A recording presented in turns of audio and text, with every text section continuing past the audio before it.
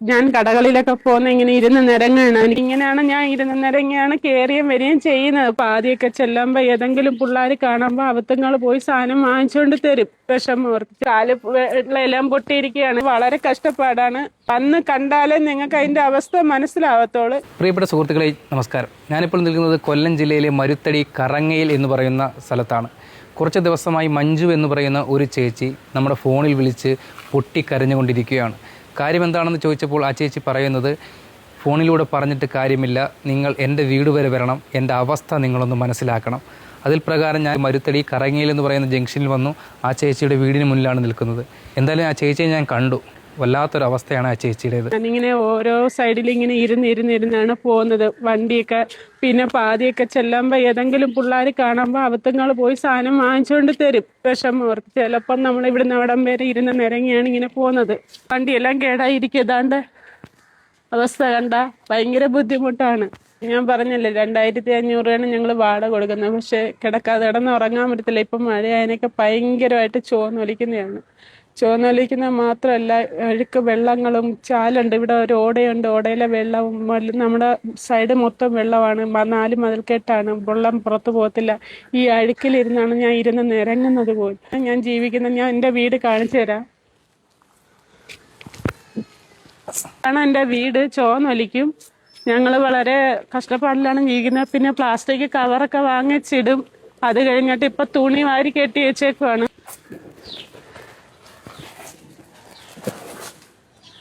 ഇതാണ് എൻ്റെ വീട്. വീടിന്റെ രീതി കണ്ടല്ല.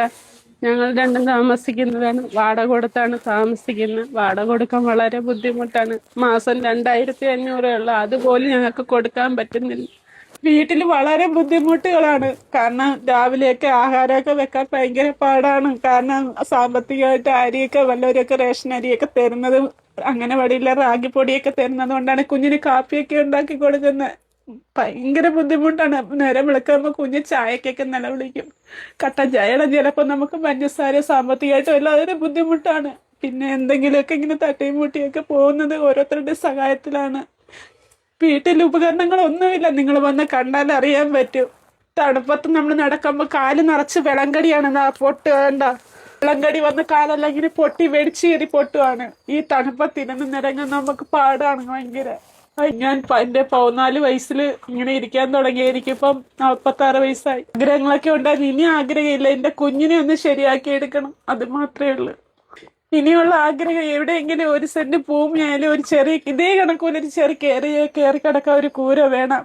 എൻ്റെ കുഞ്ഞിന്റെ ട്രീറ്റ്മെന്റ് നടക്കണം. എൻ്റെ ഹസ്ബൻഡിന് ഒരു ചെറിയ ജോലി, എന്തെങ്കിലും ഞങ്ങൾക്ക് ജീവിക്കാനുള്ള മാർഗം. വലുതൊന്നും ഞാൻ പറയുന്നില്ല. ചെയ്തില്ലെങ്കിൽ മോന്റെ കൈയുടെ അവസ്ഥ ഇത് തന്നെ ആയിരിക്കും. പ്രസവത്തില് സംഭവിച്ചതാണിത്.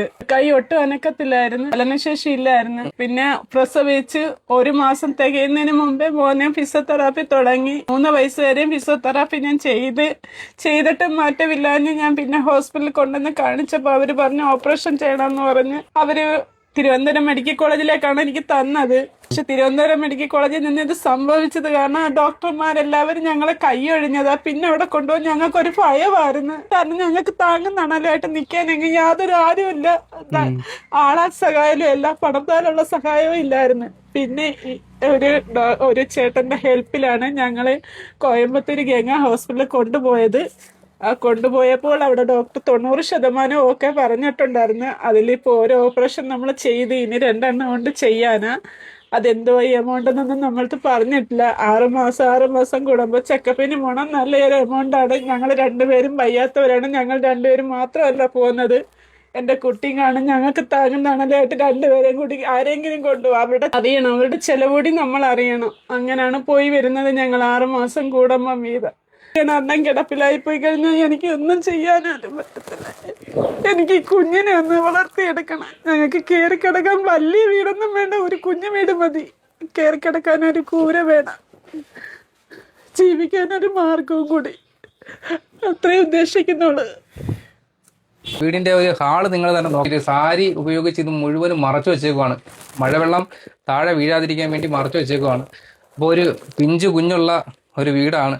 ആ വീടിന്റെ അവസ്ഥയാണ്. ഈ കുടുംബത്തിലെ 4 വയസ്സുള്ള മകനും അച്ഛനും അമ്മയും വികലാംഗരാണ്. ഇത് കാണുന്ന പ്രേക്ഷകർ ഈ കുടുംബത്തെ ഒന്ന് സഹായിക്കുക.